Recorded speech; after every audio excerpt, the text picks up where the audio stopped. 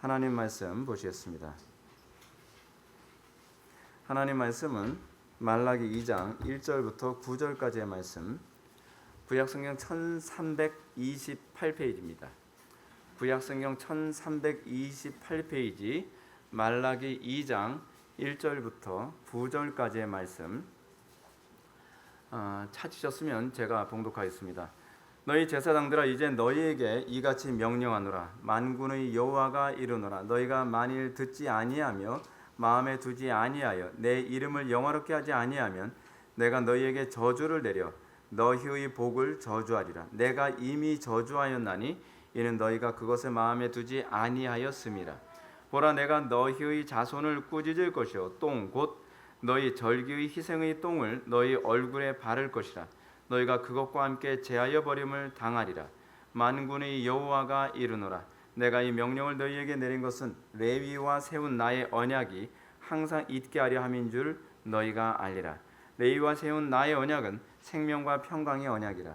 내가 이것을 그들에게 준 것은 그로 경외하게 하려 함이라. 그가 나를 경외하고 내 이름을 두려워하였으며 그의 입에는 진리의 법이 있었고 그의 입술에는 불의함이 없었으며 그가 화평함과 정직함으로 나와 동행하며 많은 사람을 돌이켜 죄악에서 떠나게 하였느니라.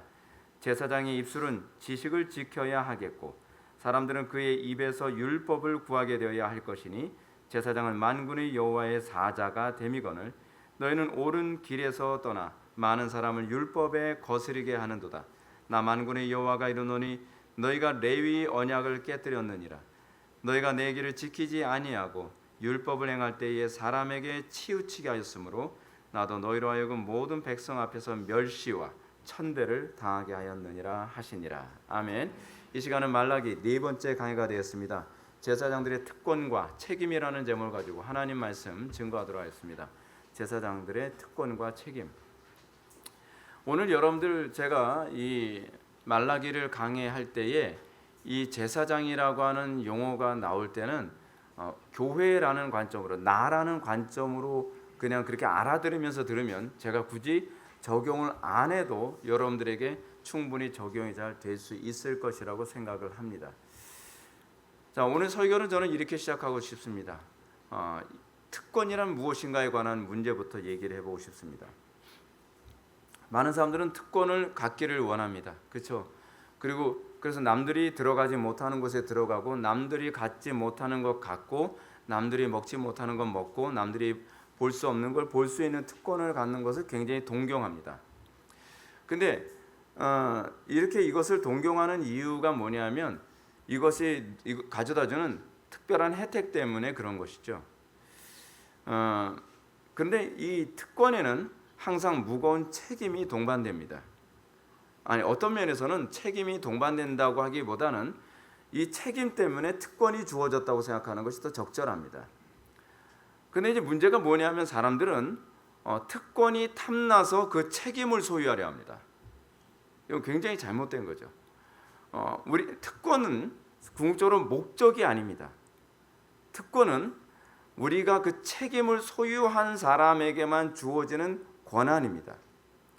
근데 특권 때문에 그 책임을 소유하려고 하는 사람들은 특권을 소유하면 그 책임을 등한시하는 경향성이 있습니다. 우리나라에서 특권을 주로 많이 누리는 그 특권층이 있죠. 그 어떤 사람들입니까? 국회의원이죠. 국회의원. 발음은 잘해도 국회가 아니라 국회입니다. 국회의원들이 특권층입니다. 이 국회의원들이 누리는 특권을요, 어떤 사람은 한 200가지가 넘을 거라고까지 얘기를 합니다. 엄청나죠. 엄청납니다. 그래서 무슨 방법을 하든지 수단과 방법을 가리지 않고 이 국회의원 금배지 달려고 날린 이유가 뭐냐면 나라를 사랑해서가 아닙니다. 어떻게 하든지 나라를 바르게 세워봐야 되겠다. 내가 핍박을 받더라도, 내가 어려움을 당한다 할지라도 내가 반드시 국회의원이 돼서 국민들을 대변하는 그런 국회의원이 되겠다. 그런 생각은 사실은 기대하지 마십시오. 우리나라 국회의원들 중에서 그런 사람 제가 거의 못 본 것 같습니다. 국회의원들에게 이제 주로 있는 그 특권 중에 하나가 뭡니까? 가장 여러분들이 잘 알고 있는 면책 특권, 그렇죠? 불체포 특권. 그래서 면책 특권, 불체포 특권 때문에 이 국회의원 배지를 달고 싶어하는 사람들도 있습니다. 국회의원 이 면책 특권이나 불체포 특권이라고 하는 것은요, 현행 범위 아닌 이상 국회 동의 없이 체포 또는 구금되지 않는다는 특권이죠. 그래서 국회의원들은 내가 뭔가 범죄가 있으면 그 기간 안에는 이 다른 동료 국회의원들이 보호해 줄 거라는 것을 믿고, 그리고 국회의원이 되려고 뇌물도 주고 뭐 온갖 수단과 방법을 가리지 않고 국회의원이 되려고 애를 쓰죠. 누굴 떠올릴 필요는 없어요. 그리고 뭐 국회의원들 같은 경우에는 공항 귀빈실을 이용할 수 있고요. 공항 귀빈실 한번 들어가고 싶지 않습니까? 근데 우리는 못 들어가요. 그리고 출입국 검사장에 줄 서지 않아도 돼요. 그냥 막 들어가요. 해외에서는 제외 공간 영접도 받습니다. 외국에 그 외에도 뭐 국회의원들 특권들 나열하려면은 오늘 설교를 못할 지경이 될 정도로 굉장히 특권이 많습니다. 아무튼 이 국회의원들은 이 땅을 살아가면서 대한민국 시민들 중에서 가장 특권을 많이 받는 사람들이죠. 많이 누리는 사람들입니다. 그러나 특권 뒤에는 상당한 책임이 뒤따릅니다. 근데 문제는 뭐냐면 특권 좋다는 거예요. 저는 특권 누리는 것에 관해서 저는 이것을 나쁘다고 생각하지 않습니다. 근데 그 특권을 누리도록 하는 데 있어서 그에게 주어진 책임을 등한시하고 있다는 것이 문제입니다. 그 특권을 줄 때는 그 책임을 원활하게 수행하라고 사실 주는 거거든요. 그러므로 책임을 완수하지 못할 경우에 그 사람은 그가 누렸던 특권만큼 책임을 져야 되는 것도 마땅합니다. 근데 우리는 그런 의식이 없습니다. 여러분, 기독교인이라고 하는 사람들이 가지고 있는 의식이 뭔지 아십니까? 우리는 특권보다는 책임에 대한 의식입니다. 많은 사람들이 왜 기독교인이 되려고 하죠? 특권이 있죠. 천당 갈 수 있는 거. 근데 그 특권에 대한 책임, 여러분, 예수님이 나를 위해서 십자가에 못 박혀 돌아가셨다. 특권이죠. 내가 선택받았다. 특권이죠. 근데 그 특권은 왜 주셨냐는 거예요. 하나님께서 어떤 책임을 우리에게 부여하기 위해서 특권을 주시는 거, 우리는 그 생각 안 한단 말이죠. 그리고 강단에서도 그리스도인들이 이런 특권을 갖게 된 것에 관해서 어떤 책임을 져야 되느냐라고 얘기를 하기를 꺼려합니다. 그런 얘기하게 되면은 특권만 얘기하는 교회로 가고 싶죠. 그렇지 않습니까? 근데 여러분, 특권만 얘기한다고 해서 여러분들의 구원이 보장되는 건 아닙니다. 중요한 건 여러분들이 그 특권을 누릴 수 있는 사람이 되려면 여러분들은 그 책임에 대한 공감 능력이 있어야 된다는 겁니다. 예수를 믿는다는 것은 예수님께서 나를 위해서 십자가에 못 박혀 돌아가셨으므로 내가 그를 위해 죽도록 충성하고 내가 그 은혜에 어떻게 보답할 것인가에 관한 이 책임 의식이 있을 때 특권이 따라오는 겁니다.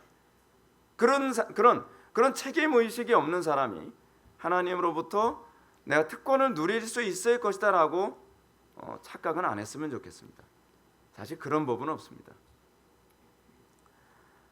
근데 이 구약 시대에서도 여러분 가장 특권을 많이 누렸던 사람들이 있습니다. 바로 제사장들 무리입니다. 그러니까 더 넓게 얘기하면 레위인들이죠. 레위인 중에서 특권을 더 많이 누린 사람이 제사장들이고요. 제사장들 중에서 특권을 가장 많이 누리는 사람은 대제사장입니다. 그렇죠? 위로 올라가면 올라갈수록 특권을 많이 누리죠.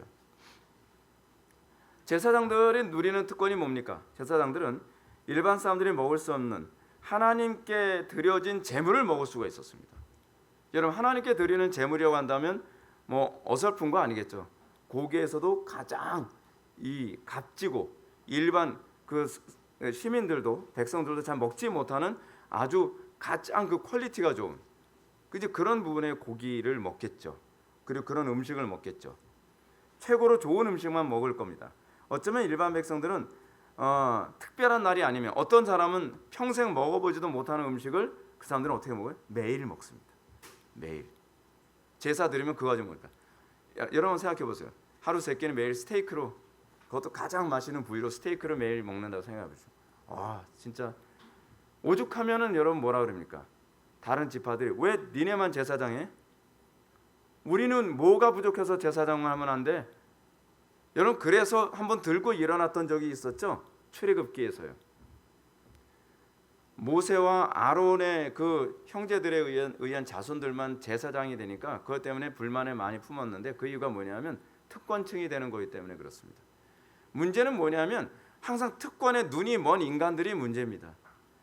책임에 대한 공감 능력은 없고 특권에 대한 탐욕적인 눈만 가득한 겁니다.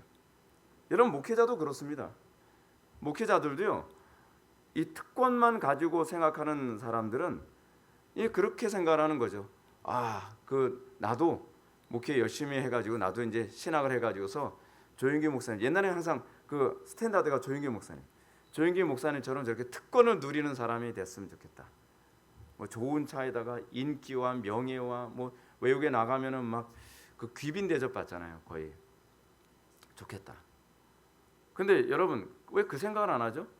조영기 목사님의 신학이나 그런 거 제가 동의하는 건 아니지만 조영기 목사님이 그런 특권을 누리기 위해서 그분이 얼마나 뼈골 빠지게 기도하고 뼈골 빠지게 희생하면서 헌신하면서 목회자의 삶을 살고 있는지는 우리는 생각 잘 안 하죠.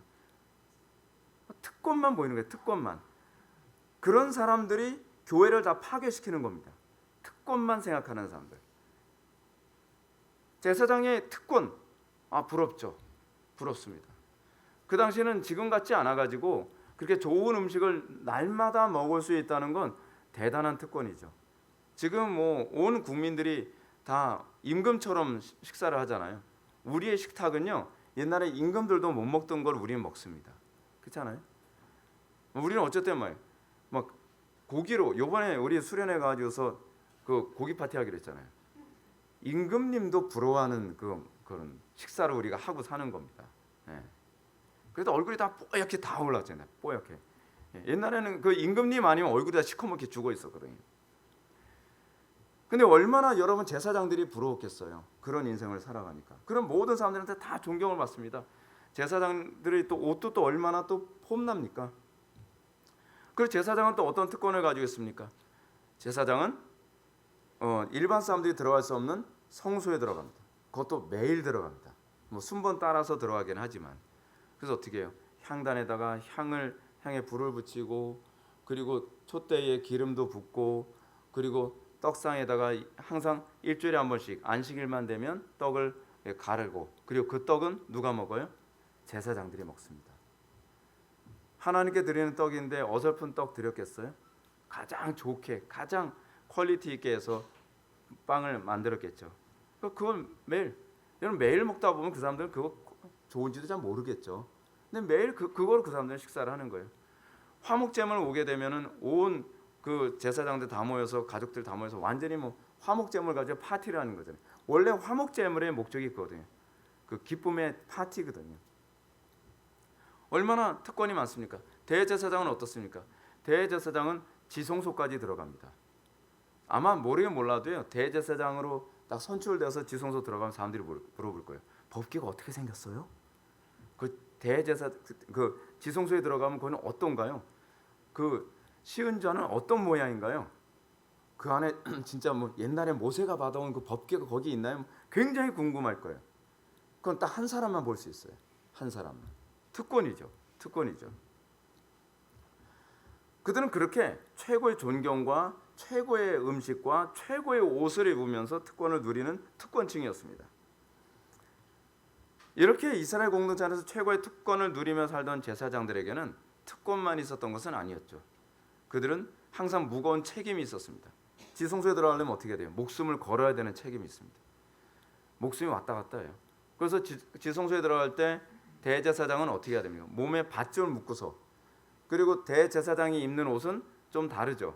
밑에 그 방울이 달린 그 옷을 입고서 들어갔어야 돼요. 왜 방울이 달린 옷을 입고 들어가죠? 딸랑딸랑 소리가 안 나면 끝났구나. 그러면 줄로 당겨서 시체 끌어 당기느라고 허리에 그 줄 묶고 그리고 방울 달고 들어가는 거예요. 엄청난 책임이죠. 엄청난 책임. 겉으로 봤을 때 화려하고 멋있고 누리는 것은 많은 것 같지만 실제로는요. 엄청난 책임을 완수해야만 합니다. 그리고 제사장들이 매일같이 향단에 향을 피우는 것. 향을 피운다는 것은 매일 기도하는 거거든요. 제사장의 직무는 기도입니다. 그래서 대제사장이신 그리스도와 그 제사장으로 부름받은 우리 성도들은 날마다 해야 되는 게 뭐예요? 쉬지 말고 기도해야 되는 것. 그것이 우리의 직무예요. 우리는 그렇게 얘기합니다. 우리는 왜 맨날 기도하라 그래요? 제사장으로 부름 받았으니까. 제사장의 직무가 그거예요. 기도하는 거예요. 매일 기도하는 거. 근데 우리는 그렇게 기도하지 않으면서 만인 제사장이라는 소리만 뻥뻥하게 좋아하죠. 왜 우리는 우리에게 주어진 책임은 등한시하면서 왜 특권을 자꾸 얘기하기 좋아하느냐? 그거는 사실은 성경적인 스피릿이 아니죠. 그들은 이 특권을 누리는 데 앞서서 이스라엘 백성들보다 더 거룩해야 되고요. 하나님 앞에 더 헌신적이어야 되며 하나님 앞에서 범죄했을 때 이스라엘 백성들이 받는 형벌보다 더 큰 형벌을 받아야 했습니다. 이게 제사장들이나 레위인들이나 대제사장이 그 특권을 누리는 대신에 그들이 하는 고통이죠. 그리고 이들은 또 어떤 특권이 있었습니까? 이들은 노동하지 않아도 항상 먹을 것이 주어지죠. 그러니까 12지파들, 그러니까 11개 지파들이죠. 11개의 지파들이 다 그 11조를 바치죠. 옛날에 11조는 이거는 레위인들과 제사장들과 대제사장을 먹여 살리기 위한 것이었습니다. 이 개념이 그래서 나온 것이 뭐예요? 너는 먼저 그의 나라와 그의 의를 구하라. 그러면 이 모든 것을 너에게 더하여 주리라. 이 개념은 사실 구약적 개념이 그거와 연결되어져 있습니다. 우리는 이제 만인 제사장으로서 살기 때문에 우리가 그의 나라와 그의 의를 위하여 살면 하나님께서 제사장들 또는 레위인들을 먹여 살리듯이 우리를 먹여 살릴 것이다 라고 하는 그 믿음을 가지고 살아가야 되죠. 그렇죠? 제사장들이 성전 직무에 충실하면 하나님께서 어떻게 해요? 다른 여러 지파들에게 복을 주세요. 그럼 여러 지파들이 복을 받으면 그만큼 뭐가 늘어나죠? 11조가 늘어나죠. 그럼 그 11조를 가지고 레위인들과 제사장들과 대제사장을 더 풍요롭게 먹여 살릴 수 있겠죠.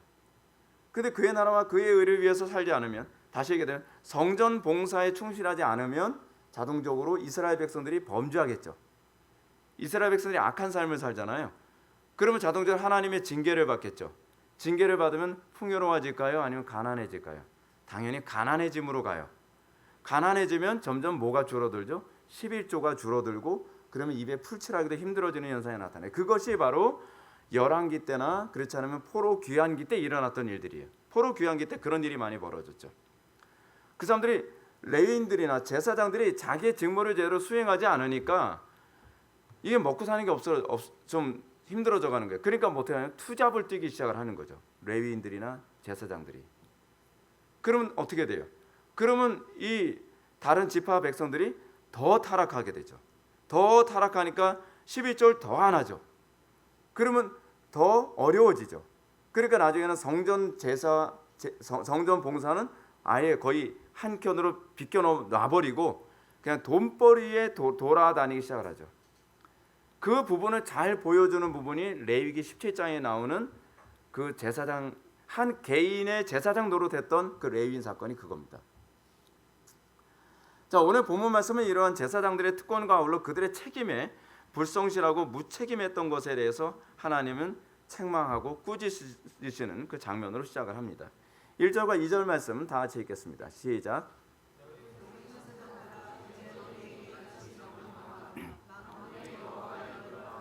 너희가 만일 듣지 아니하며 마음에 두지 아니하며 이름을 영원하게 하지 아니하면 내가 너희에게 저주를 내려 너희의 복을 저주하리라. 아멘. 여기까지만 읽겠습니다. 하나님께서는 말라기 시대의 제사장들에게 다음같이 명령하셨습니다. 너희가 만일 듣지 아니하며 마음에 두지 아니하여 내 이름을 영화롭게 하지 아니하면 내가 너희에게 저주를 내려 너희 복을 저주하리라. 하나님 말씀 귀담아 듣지 않으면 너에게 저주를 내리겠다는 겁니다. 이 말씀은 1장 6절부터 14절에 하신 말씀처럼 제사장들이 마땅히 하나님의 이름을 거룩하게 해야 할 책임이 있는데도 불구하고 그 책임을 수행하지 않는 것에 대한 추궁입니다. 우리에게 주어진 책임이 그거 아닙니까? 하나님께서 왜 우리에게 남들 다 지옥 갈 때 우리는 천국 가게 하시는 특권을 주셨죠? 여러분, 예배하는 것도 특권이라는 거 여러분 알고 계십니까? 온 우주의 창조주이신 하나님을 예배할 수 있는 것이 특권이라는 거 여러분들 알고 계십니까? 근데 이걸 특권이라고 생각하지 않아요. 이걸 짐이라고 생각해요. 되게 심각한 거죠. 그러니까 예배당에 와서 예배를 하는데 꽈다는 보리자루처럼 예배를 하고, 그래서 정말 예배 한번 진짜 그래도 내가 하나님께 이 정도면 뭐 예배했으니까, 마치 하나님이 예배를 구걸하고 있는 것처럼 생각하는 거예요. 아니요, 그건 하나님께서 우리에게 허락하여 주신 특권입니다.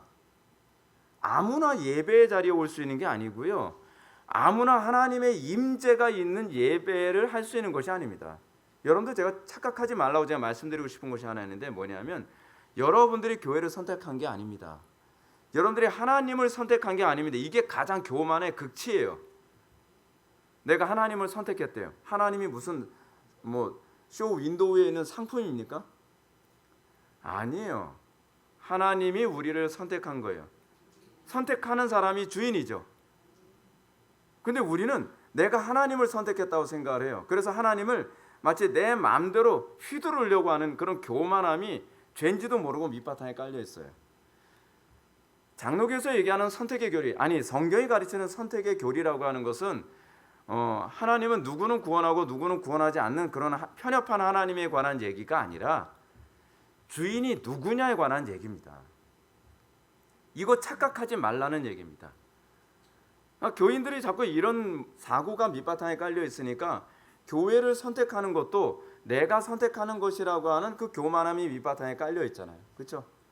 그럼 어떻게 해요? 교인은 왕이에요. 그리고 목사는 뭐예요? 그 서비스를 하는 일종의 그 점원 같은 그런 인식을 가지고 있어요. 사고방식 자체가 근본부터 잘못된 거죠. 그러니까 대부분 목회자들은 교인들 비유 맞추느라고 다른 교회로 옮길까 봐, 저는 교회 옮기는 거 별로 무섭지 않아요. 교회로 옮기냐 옮기지 않느냐에 관한 문제가 아니라 나의 삶의 주인이, 그리고 내가 이것을 결정하는 것을 하나님이 규정하게 만드셔서 내 인생의 주인이 하나님이시지 하나님의 주인이 내가 아니다라고 하는 것을 날마다 고백하는 거, 이게 신앙이거든요.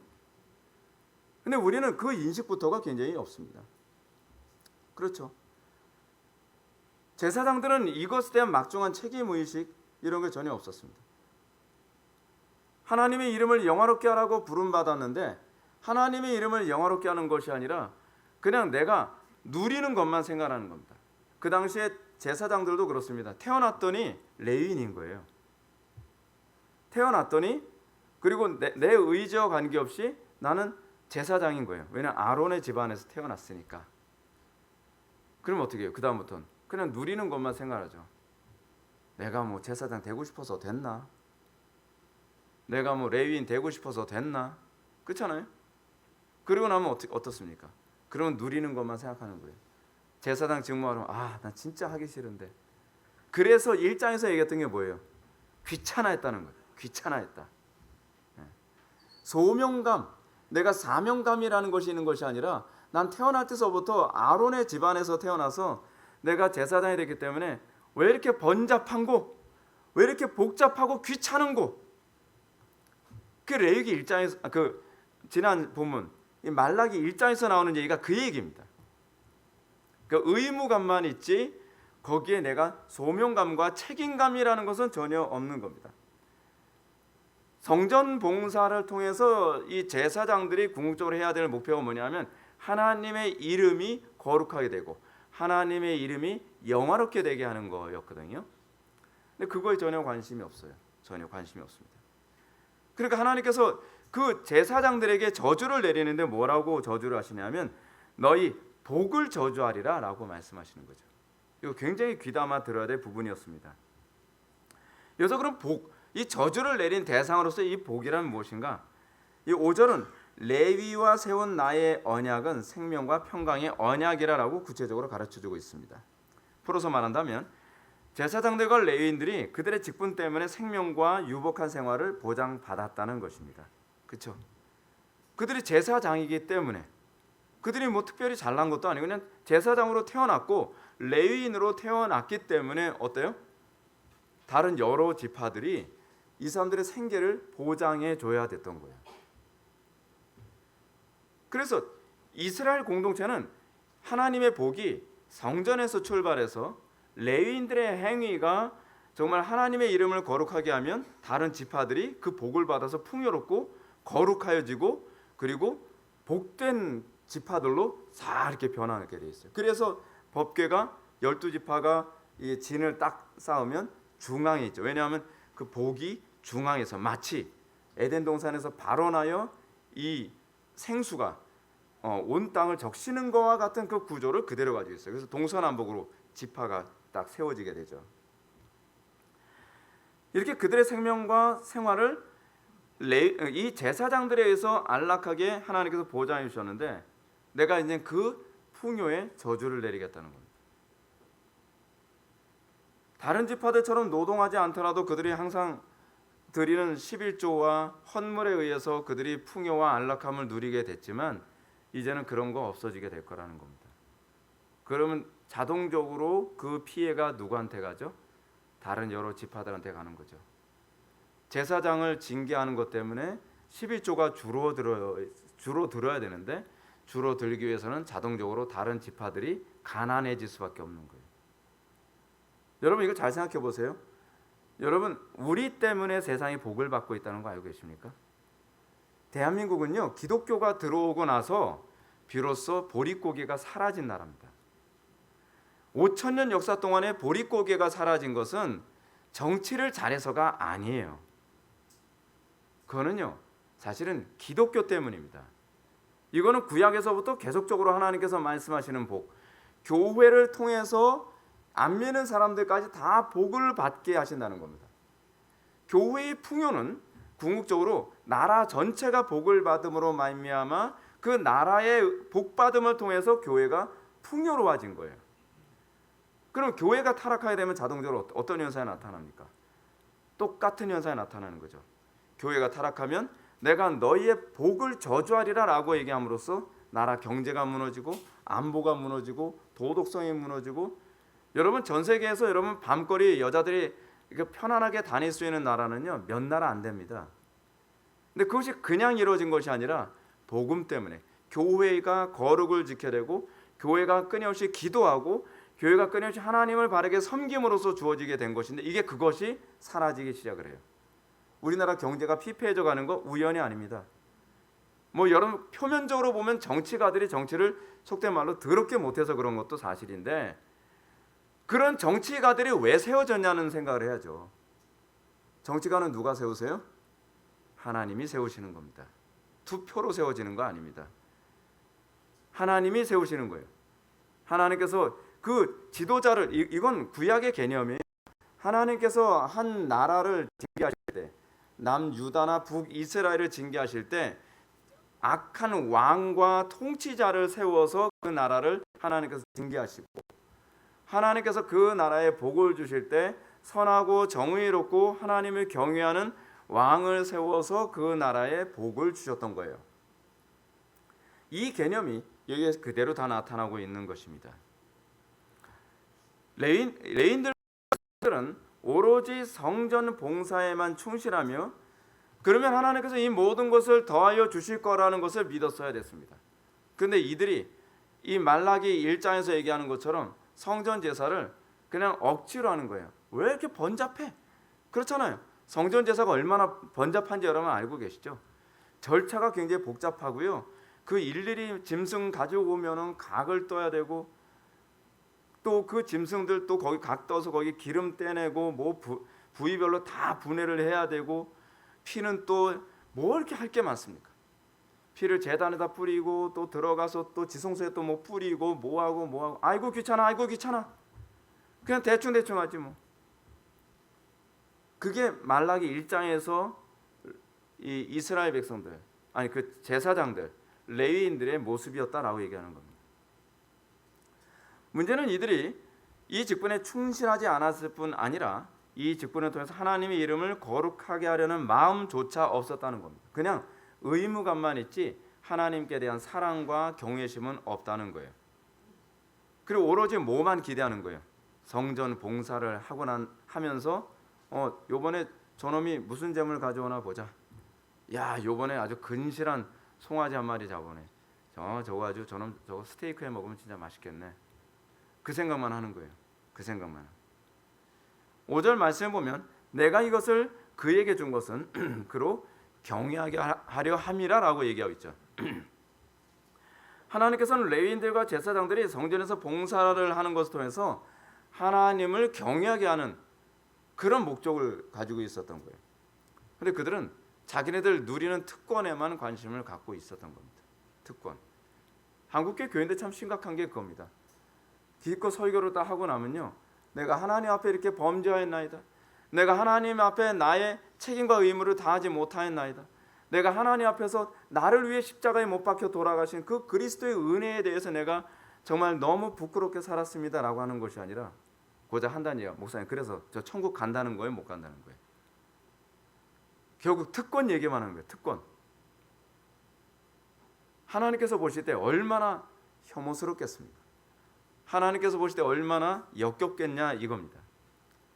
근데 이게 한국교회 안에 일반화되어 있고 이 죄가 뿌리가 너무 깊어서 죄책감조차도 느끼지 않고 오히려 이런 부분을 지적하면 저 목사 정말 깐깐하네. 깐깐한 게 아니라 이것이 하나님의 심정입니다. 공적 예배도 대충대충 얼렁뚱땅 드리면서 천당만 얼렁뚱땅 가겠다. 여러분, 국회의원들 욕하지 마십시오. 국회의원들의 모습이 우리의 모습입니다. 저 국회의원들 보게 되면은 진짜 막 열이 오르거든요, 진짜. 근데 그 모습이 우리의 모습, 기독교인들의 모습이에요. 하나님께 대한 우리의 모습이라니까요. 우리의 특권에만 관심이 있지 하나님의 이름이 모독을 당해도 분노할 줄조차도 몰라요. 제가 다른 교회에서 집회할 때마다 제가 진짜 속이 부글부글 끓는 게 뭐냐면, 예배를 하거나 그 강사가 와서 설교할 때 기본적인 태도나 자세가 전혀 안 됐어요. 기본적으로 다리 꼬르는 건 다 일반화되어 있고요. 어떤 애 모자 푹 뒤집어 쓰고 고개 숙이고 처음부터 이러고 있고 껌 씹고 들락날락하고, 이건 어디서부터 어디까지 손을 대야 될지 모를 정도로 총체적으로 다 잘못됐으니까 지적하면 다 지적을 해야 돼요. 예를 들어 너 모자 벗어, 너 잠 깨, 너 뭐예요? 아니 이걸 다 지적을 해야 되는 거예요, 다. 근데 문제는 뭐냐면 하나님께 대한 불경건과 하나님께 대한 신성 모독이 몸에 다 충만해 있어요. 그 교만함이 충만해 있어요. 그런 상태에서 그냥 매주마다, 그리고 1년, 2년, 5년, 10년 자기 부모님의 그 하는 거 그 모습 보면서 또 당연한 줄 알고 또 그렇게 잘하고, 그러면서 아예 그냥 몸에 다 배워서 이렇게 큰 거예요. 그러니 제가 그 모습 보면서 어떤 생각을 했어요? 큰일 났다 이 대한민국, 큰일 났다 이 한국교회. 이게 여러분, 살인해야 이게 심각한 겁니까? 간음해야 심각한 겁니까? 동성애를 해야 심각한 겁니까? 더 심각한 건요, 하나님을 모독하는 것, 온 우주의 창조주이신 하나님을 모욕하는 것이, 이것이 가장 심각한 범죄거든요. 근데 그것이 범죄인지를 전혀 인지를 못하면서 그냥 정말 아무 생각 없이 그냥 이러고서 온갖 그 교만해 보이는 자세를 품고서 이러고 있어요. 이게 지금 한국교회의 일반화되어진 보편적인 모습이에요. 심각하죠. 5절 하반부부터 6절은 레위인과 제사장들에게 부여된 책임을 다음과 같이 구체적으로 가르칩니다. 제가 읽겠습니다. 그가 나를 경외하고 내 이름을 두려워하였으며 그의 입에는 진리의 법이 있었고 그의 입술에는 불의함이 없었으며 그가 화평함과 정직함으로 나와 동행하며 많은 사람을 돌이켜 죄에서 떠나게 하였느니라. 하나님께서 레위인과 제사장들을 세우시고 그들에게 다른 지파에겐 없는 특권을 주신 이유가 무엇인지 이렇게 얘기합니다. 그들로 하여금 하나님의 이름을 경외하게 하며, 그렇죠? 진리를 말하며 많은 사람들을 돌이켜 죄악에서 떠나게 하려고 했던 것이죠. 여러분들, 목회자가 왜 성도들의 그 교회에서 나오는 그 생활비, 사례비가 아닙니다. 생활비입니다. 사례비라고 하는 것은 노동에 대한 대가로 교회가 임금을 주는 식으로 생각하는 거고요.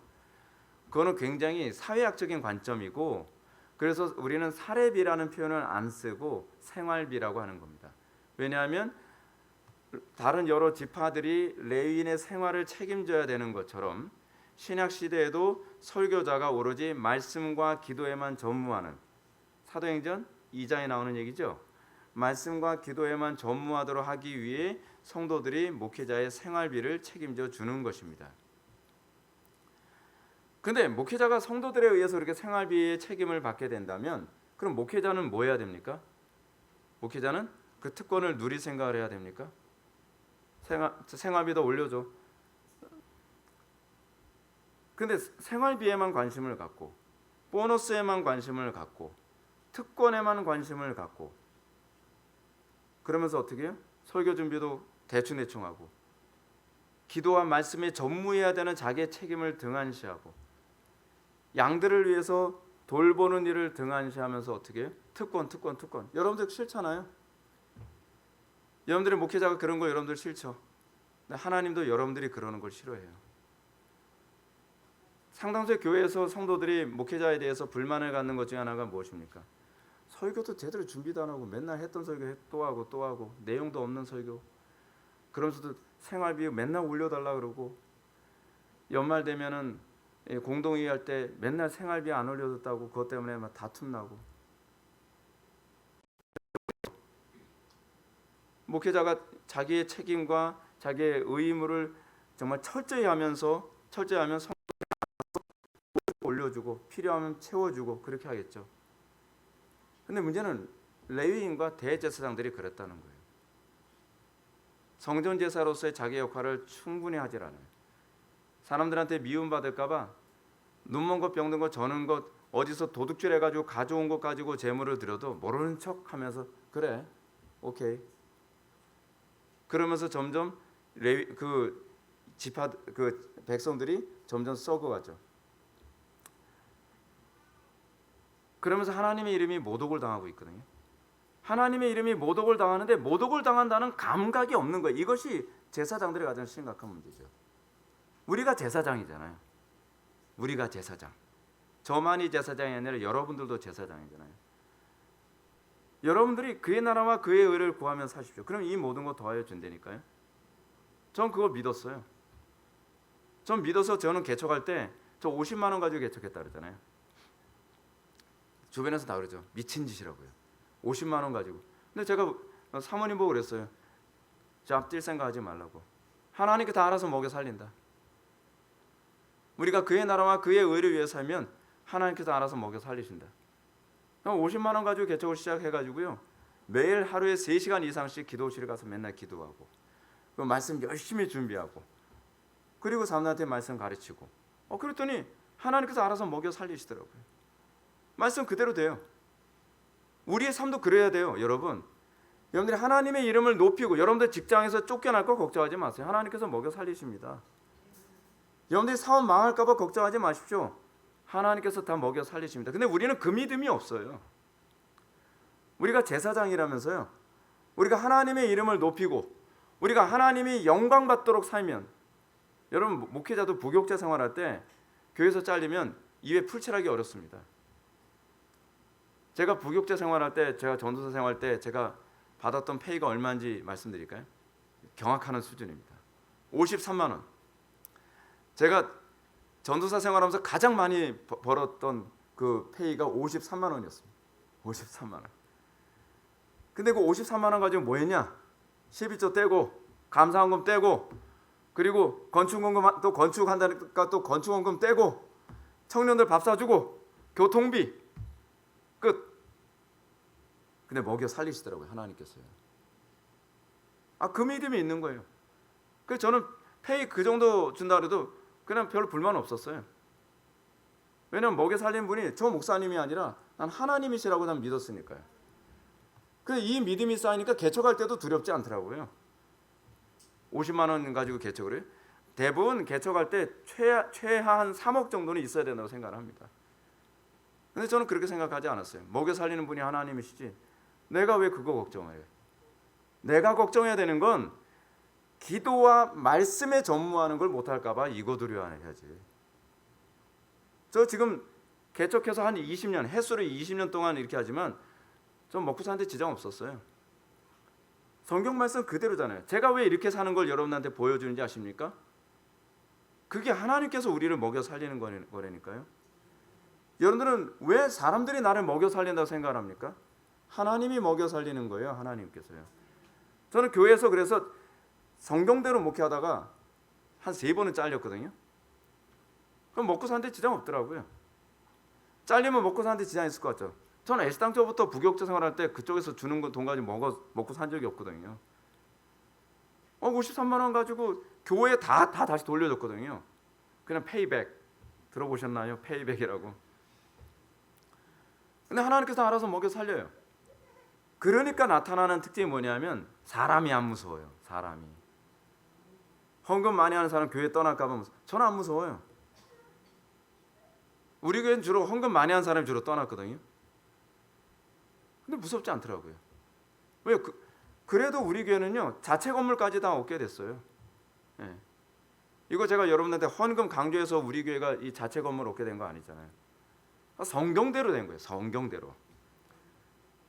제가 가면 따라오란 말이에요, 여러분들. 제가 성경 말씀대로 제가 살아서 된 걸 제가 보여주는 거잖아요. 걱정하지 마시고. 하나님께 다 먹여 살리신다. 공주의 나는 새를 보라. 누가 먹이시냐? 하나님께서 먹이시잖아요. 들에 핀 꽃을 보라. 누가 입히시느냐? 하나님께서 입히시잖아요. 두려워하지 말라는 거죠. 그게 믿음입니다. 그게 특권입니다. 특권을 누리려니까요. 하나님께서 먹여 살려주시는 특권이잖아요. 근데 우리는 왜 그 특권을 우리는 믿지 않냔 말이에요. 특권은요 믿음대로 사는 사람에게 주어지는 은혜입니다. 근데 믿음으로 안 사니까 특권이 점점 사라지죠. 제사장들과 레위인들에게. 왜냐하면 주변 사람들이 다 가난해지니까, 다른 지파들이 다 가난해지니까 특권이 없어지잖아요. 특권은 믿음으로 산 결과로 주어지는 거예요. 이스라엘 백성들이 그 땅을 누리는 특권은 믿음으로 그 땅을 정복한 만큼 내가 그 땅을 누리는 특권을 얻는 것처럼, 믿음으로 제사장으로서 레위인으로서 성전 봉사를 충실히 하면 다른 지파들이 잘 먹고 잘 살고, 다른 지파들이 그만큼 영토를 확장해서 그 11조가 들어오는 곳을 통해서 그 특권을 누리는 거예요. 그 특권은 믿음의 결과지 그것이 직분으로서 누려야 될 목표가 아니란 말이에요. 우리는 굉장히 계산을 잘못하고 있어요. 세상적인 방식으로 계산하며 살고 있다는 거죠. 그래서 뭐라고 얘기합니까? 7절 하반부 보면 말라기는 제사장은 만군의 여호와의 사자됨이라 라고 얘기합니다. 여호와의 사자, 으르렁하는 그 사자 아니죠. 메신저라는 얘기죠. 메신저. 여호와의 사자라는 표현은 주로 구약에서 천상적인 존재, 그러니까 천사나 그래서 저는 이위 성자에게 향하는 주로 표현이었습니다. 성자께서 이렇게 사람들 앞에 딱 나타났을 때 여호와의 사자가 나타났다. 구약에서 그랬잖아요. 그렇죠? 근데 그 명칭을 받은 사람이 누구냐면 제사장들이에요. 제사장들은 여호와의 사자로 부름받은 존재예요. 우리가 얼마나 높은 그런 특권과 위치 가운데 부름받은 존재인지 알겠죠? 그게 교회예요. 만인 제사장이라 했잖아요. 여호와의 사자로 부름받은 거죠. 이처럼 제사장들은 하나님의 전권 위임자로서 하나님의 통치를 구현하고 그리스도의 영광을 드러내도록, 하나님의 거룩을 드러내도록 부름받은 여호와의 사자란 말이에요. 그리고 그것이 그렇게 여호와의 영광을 드러내도록 그 책임을 부여받았어요.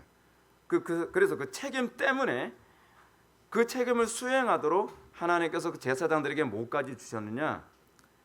특별한 옷까지 주신 거예요. 제사장의 옷을 보면 어떻습니까? 옷을 보면 그냥 뭐 휘황찬란 화려 뭐 하죠.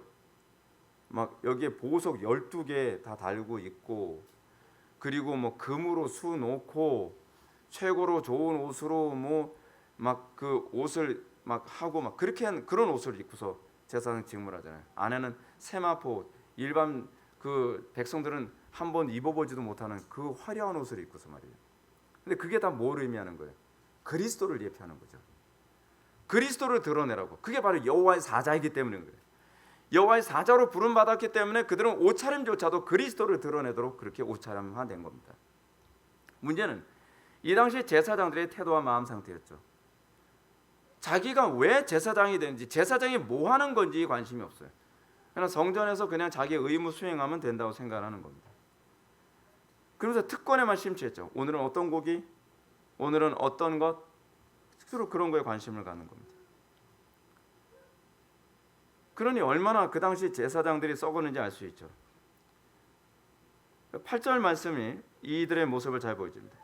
너희는 옳은 길에서 떠나 많은 사람을 율법에서 거스르게 하는도다. 나 만군의 여호와가 이르노니 너희가 레위의 언약을 깨뜨렸느니라. 당시 제사장들은 자신이 누리는 특권에만 혈안이 되어 있고 그들이 해야 될 책임과 의무를 등한시했습니다. 그래서 그들은 그 특권을 통해서 오히려 특권을 누리기 위해서 유다 백성들에게 죄악에 빠지게 만들어 버렸죠. 그 사람들에게 뭐 했어야 되는 겁니까? 책망과 가르침을 베풀어야 했다라고 성경이 얘기하는 거죠. 제사장 직분요, 이게 해먹을 짓이 못 됩니다. 목회자가 좀 힘든 거하고 똑같아요. 왜냐하면 저는 여러분 남들한테 싫은 소리 하는 거 별로 좋지 않거든요. 다 안 좋아하잖아요. 저도 싫은 소리 하는 거 되게 싫어하거든요. 그래서 저는 원래 타고난 태생 자체가 싫은 소리를 하기 싫어하는 기질로 태어났는데 그거 하라고 또 부름받으면서 사는 게 정말 너무 힘들어요, 진짜. 그래서 전 내려와서 강단에 내려와서 여러분들한테 지적질 잘 안 하잖아요. 저는 우리 애들한테도 지적질 잘 못 하거든요. 원래 제 태생 자체가 그래요. 참다가 터지면 한마디씩 하는 거예요. 근데 제사장이 하는 일은 뭐냐면 굉장히 깐깐한 짓을 하는 거예요. 재물을 가져오면 재물을 일일이 보면서 이거 하나님께 드릴 만한 게 아닌데 가지고 가. 이거 보니까 흠이 있는데 가지고 가. 이거 보니까 이걸 재물이 가져서 가지고 가. 그럼 제사장을 좋아하겠습니까? 안 좋아하겠습니까? 안 좋아하죠. 여러분들이 저를 좋아하겠습니까? 안 좋아하겠습니까? 말하지 마세요. 그래서 이 땅에 하나님의 거룩한 제사장으로 부름받은 성도들의 삶이 그겁니다. 세상에서 여러분 어떻습니까? 불법과 죄악에 대해서 여러분 어떻게 살아야만 합니까? 죄를 죄라고 얘기해야 되고 그것과 싸워야 되고 거기에 하나님의 거룩한 통치를 구현하고 그리고 거룩한 성전을 일구는 삶을 살아야 돼요. 예배자로서 경작하는 삶을 살아야 돼요. 가정에서 가정을 경작해야 되고 직장을 경작해야 되고 사회를 경작하며 살아가야 돼요. 좋습니까? 안 좋죠? 뭐만 좋습니까? 천당 가는 것만 좋죠? 그것이 오늘날 기독교인들이 가지고 있는 사고방식이잖아요. 내가 있는 곳이 썩고 부패하더라도 내가 다른 사람들한테 싫은 소리 듣기 싫은 것이고 다른 사람들한테 손가락질 받기 싫은 겁니다. 그러니까 내가 몸담고 있는 가정, 직장, 캠퍼스, 사회 전반이 다 썩어도 그냥 나는 침묵하고 모르는 척하는 거죠. 그래서 어떻게 눈먼 것처럼 살아가는 것이고 병든 것처럼 살아가는 것이고 저는 것처럼 살아가는 거죠. 그 사이에 세상은 계속 썩어가는 거죠. 계속 썩어가는 겁니다. 교회가 점점 썩고 부패해 간다 그래도 내 교회만 괜찮으면 괜찮은 거예요. 대한민국이 뭐 얼마나 심각한 문제다 그래도 나에게 직접적 피해가 오기 전에는 뭐 나하고 관계없는 건데 뭐. 요즘 초중고등학교에서 동성애가 점점 확산된다 그래도 내 새끼만 괜찮으면 괜찮은 거예요. 이게 불신자하고 무슨 차이가 있습니까? 굉장히 이기적이죠. 지금 제사장 제도가 그렇게 썩어 있는 겁니다. 우리가 그의 나라와 그의 의를 위해서 제사장 직무에 충실하게 산다면 이 모든 것 더하여질 것입니다. 우리가 왜 사는 것이 팍팍해졌습니까? 왜 우리가 하나님께서 이 모든 것을 더하여 주시는 것을 우리는 경험하지 못합니까? 우리가 그의 나라와 그의 의를 위해서 사는데 인색하기 때문에 그렇습니다. 우리가 하나님 나라와 영광 위에 우리의 삶을, 우리의 시간을, 우리의 재물을, 우리의 모든 것을 하나님께 바쳐보십시오. 하나님께 놀랍게 공급해 주시고 채워주시는 것을 경험하고 간증하게 될 것입니다. 그 간증이 저예요. 제가 회복기를 타고 다니게 될 줄 어떻게 알았겠습니까? 외부 교인들은 회복기가 뭐지? 요즘 말 타고 다니시나 모르겠 그런 거 있어요. 네. 저는 이 모든 것 더하시는 하나님의 은혜라고 저는 생각을 합니다. 이렇게 엄청난 특권을 누리게 됐다면 서론에서 말씀드렸던 것처럼 그만큼 책임과 의무는 더 커집니다. 저는요, 제가 느끼는 게 하나 있습니다. 특권이 늘어가요, 저한테. 특권이 늘어갈 때마다 저는 굉장히 불편합니다. 책임이 점점 늘어가요. 저는 목사님들이 큰 교회 하는 거 좋아하시는 분들 보면 전 솔직히 이해가 안 돼요. 전 솔직히 이해가 안 돼요. 책임이 점점 커지거든요. 우리 교회가 이 3층짜리 이런 건물에서 예배할 수 있게 됐잖아요. 좋죠. 근데 그만큼 건물을 관리하는데 신경을 더 많이 써야 되죠. 그렇죠. 목회자가 대외적으로 이름이 더 알려지는 거 좋을 것 같죠. 그만큼 책임이 더 커져요. 성도들의 숫자가 많아지죠. 그만큼 책임이 더 커져요. 영향력이 점점 커지면 사람들한테 존경받는 것 같죠. 그만큼 책임이 더 커져요. 의무감도 더 커져요. 우리는 얼마나 많이 누릴 것인가 보다는 얼마나 나의 책임과 의무가 더 커지는가에 관해서 고민해야 돼요. 근데 우리는 누리는 것만 생각해요. 그래, 내가 이렇게 해서 내가 이번에 성공하게 되면 더 많이 누리겠지. 아니요, 책임이 더 커지는 거예요. 노블레스 오블리제. 우리는 그 노블레스 오블리제에 관한 개념이 너무 없죠. 여러분, 우리에게 주어진 책임이 뭡니까? 왕 같은 제사장이라고 얘기합니다. 베드로의 가르침은 성도가 6절의 말씀대로 살아야 할 책임을 이렇게 얘기합니다. 그 입술에는 불의함이 없었으며 그가 화평함과 정직함으로 나와 동행하며 많은 사람을 돌이켜 죄에서 떠나게 하였느니라. 우리가 하나님의 자녀라는 특권을 얻게 됐어요. 우리가 이 땅에서 왕이요 제사장이요 선지자라고 하는 특권을 얻게 됐어요. 우리가 예수를 믿게 됨으로써 온 우주의 창조주이신 하나님과 동행하는 특권을 얻게 됐어요. 우리가 예수를 믿음으로써 주님의 거룩함에 참여하는 특권을 얻게 됐어요. 그분의 지혜에 참여하는 특권을 얻게 됐어요. 그분의 능력에 참여하는 특권을 얻게 됐어요. 그러면 우리는 어떻게 되죠? 우리는 그 특권에 어울리는 책임감 있는 삶을 살아야죠. 은사주의 교회들의 문제가 뭔지 아십니까? 맨날 능력 주십시오. 왜 능력을 달라고 그러죠? 더 많은 은사 주십시오. 왜 더 많은 은사를 그토록 구하죠? 그러면 교회 안에서 특권층이 되니까 막 예언 기도 해주면 막 우리 권사님 뭐 막 그러잖아요. 근데 그 사람들에게 특권만 있지 거기에 겸손함이라든지 책임감이라든지 선함이라든지 그게 없어요. 아, 가짜다. 성령님이 주셨다면 그러지 않죠. 문제가 그겁니다. 우리가 정상적으로 구원을 얻었다면 거룩해야 될 책임감을 느낍니다. 거룩은 구원의 조건이 아니라 구원받은 자들이 당연히 느끼는 책임감입니다. 왜요? 나를 위해서 예수님께서 십자가에 못 박혀 돌아가셨는데 어떻게 내가 그분의 이름을 더럽히며 살 수 있냐는 거예요. 너무나 당연한 거죠. 이 사상이 로마서 1장의 사도 바울의 가르침에도 분명히 나타나죠. 바울은 자신의 구원받은 사건을 뭐라고 얘기한다고요? 죄의 노예로부터 해방되어진 이것은 이방인들의 노예됨을 해방시켜주기 위한 특권이었다. 책임과 특권을 그렇게 연결시켜 있습니다. 참된 구원의 확신은 책임과 특권을 같이 보는 겁니다. 아니, 오히려 책임을 더 크게 느끼고 특권은 하나님의 은혜에 맡기는 것. 이것이 진정한 기독교인들이 가지고 있는 사고방식이죠. 여기서 제사장적 헌신이 나오게 되는 겁니다.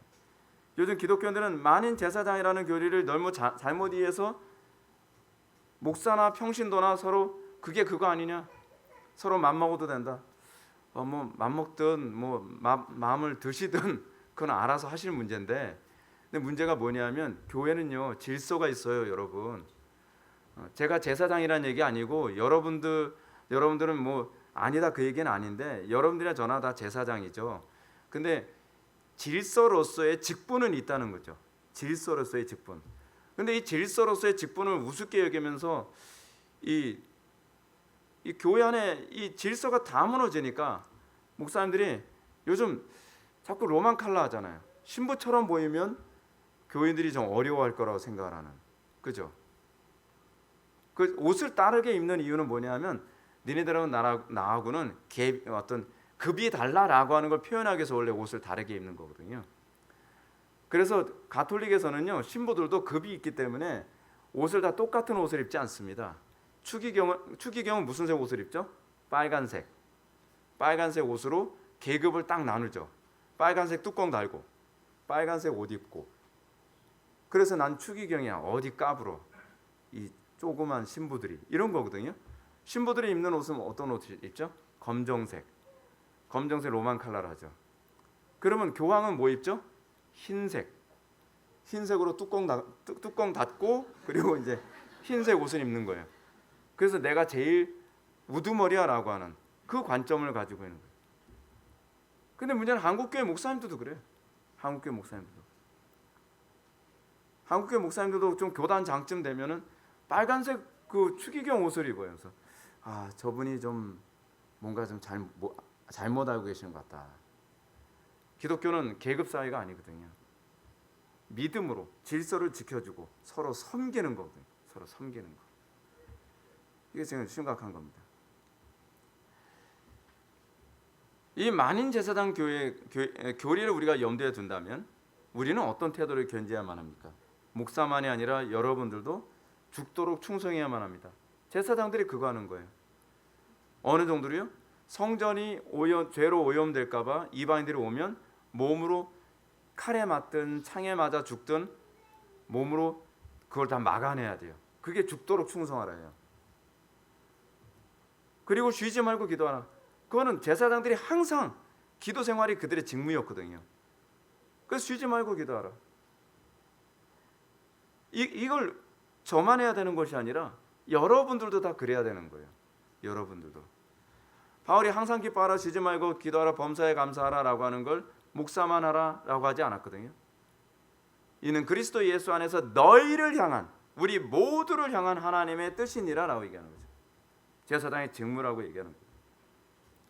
그렇게 하면서 뭐예요? 궁극적으로 여호와의 사자로 살아가는 거죠. 여호와의 메신저로, 하나님의 영광 드러내는 자로. 여호와의 사자로서 살아가는 것은 하나님의 뜻을 세상에 바르게 증거하는 일이고 거짓과 불의를 미워하며 우리의 삶을 통해서 그리스도의 영광을 드러내는 삶을 살아가는 것.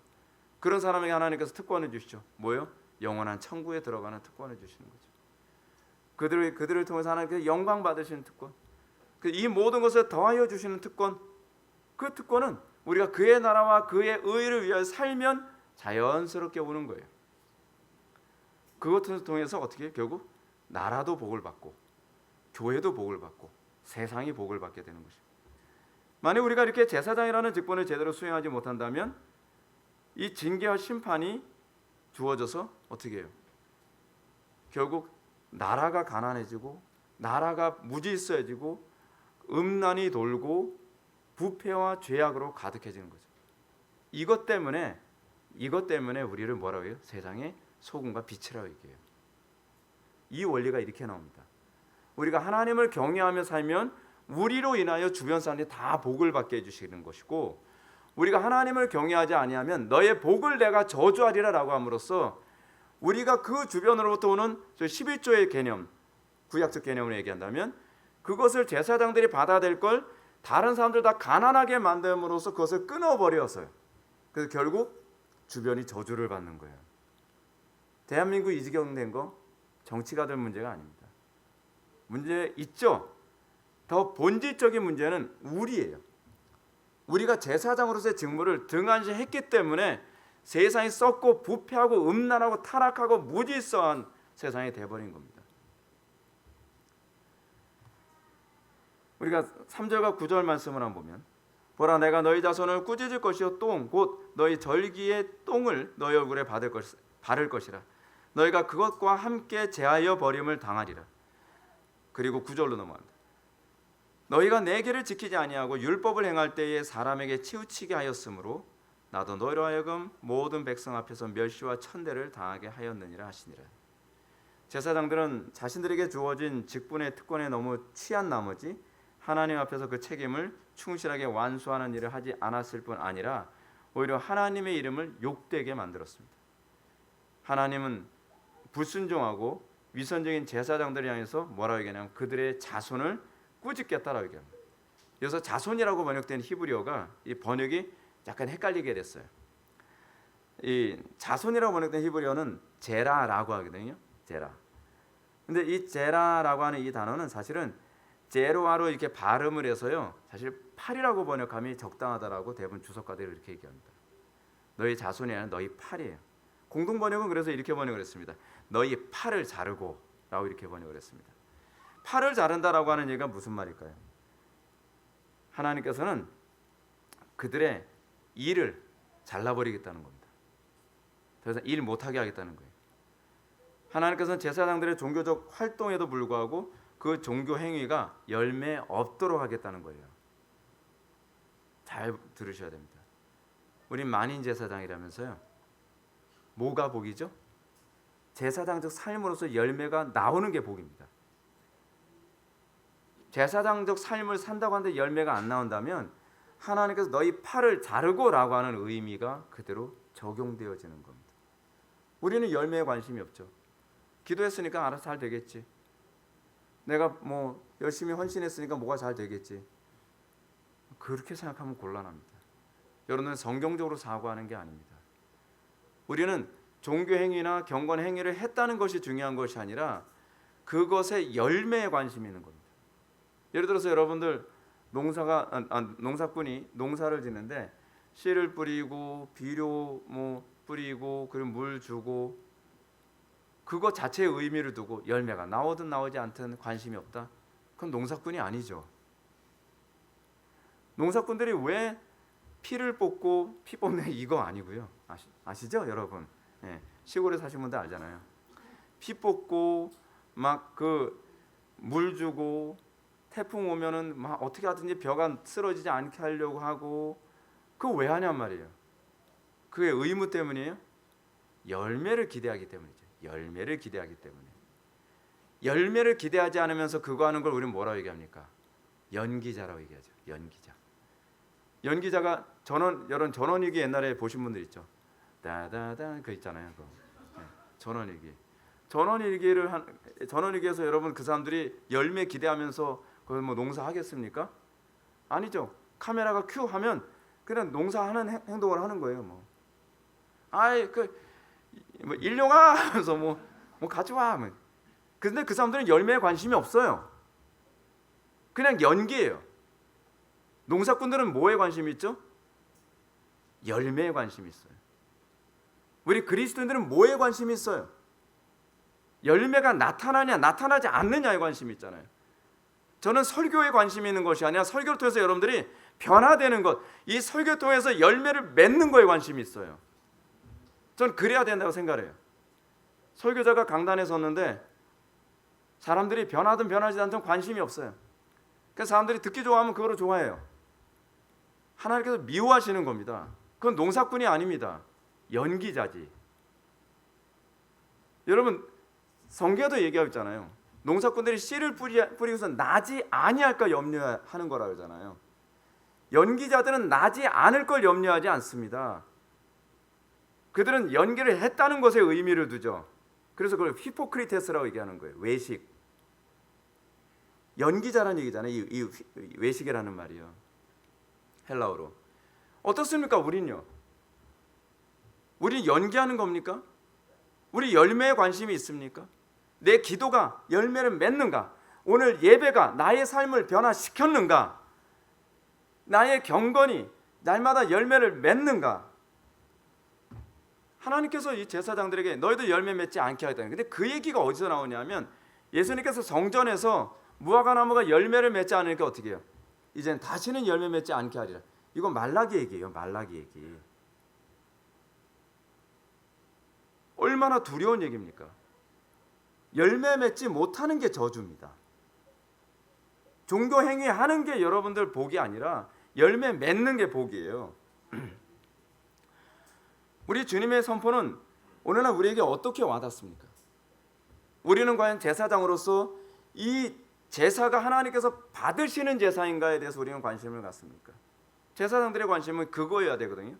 제사를 했다는 것이 아니라 이 제사가 불로서 연락됐는가, 이 제사를 하나님이 기뻐하셨는가, 그 관심을 갖는 거죠. 여러분들이 예배하러 왔습니다. 이 예배가 하나님께서 받으셨는가, 또는 이 예배를 통해서 내가 하나님 앞에 제물로서 나의 정과 욕을 십자가에 못 박게 됐는가? 예배가 그거거든요. 예배를 왜 하러 옵니까? 예배는 뭐가 있어야 된다 그랬죠? 재물이 있어야 된다 그랬죠. 헌금 들고 오라 그 얘기 하자고 하는 얘기 아닙니다. 재물은 여러분 자신입니다. 여러분들을 하나님께서 받으셨다고 여러분 확신하는 예배를 하고 있습니까? 그게 우리가 예배를 통해서 기대해야 되는 열매입니다. 사도 바울이 얘기하는 것처럼 제가 해야 되는 일은 이방인들을 하나님께서 받으시기에 합당한 재물이 되게 하려 함이라라고 하는 것처럼 제가 해야 되는 직무는 여러분들이 좋아하든 싫어하든 그거와 관계없이 여러분들을 하나님께서 받으시기에 합당한 재물이 되도록 하는 것이 설교자의 직무고 그것이 제가 설교를 통해서 목표하는 바입니다. 이제 여러분들은 하나님 앞에서 나는 제물로 드려지는 예배를 매번 하고 있는가? 그렇다면 여러분들은 변화된 삶이 나오게 될 겁니다. 여러분 삶엔 간증이 있게 될 것입니다. 여러분 삶 가운데는 다른 이웃들과 화평케 됐다는 것에 대한 간증이 있게 될 것입니다. 여러분들 삶 속에서 복의 근원이 됐다고 하는 그런 간증이 있게 될 것입니다. 여러분들이 이 놀라운 간증의 날마다 나타나기를 주님의 이름으로 축원합니다. 기도하시겠습니다. 사랑이 많으신 하나님, 우리가 오늘 시간 말라기를 통해서 제사장으로 부름받은 성도의 삶이 무엇인지에 대해서 다시 한번 생각하게 되었습니다. 우리의 삶에 제사장으로서의 열매가 날마다 맺어지는지 고민하게 하여 주시고 그 열매 가운데서 날마다 하나님께 영광 돌리게 하여 주옵소서. 예수님의 거룩하신 이름으로 기도 올려옵나이다. 아멘.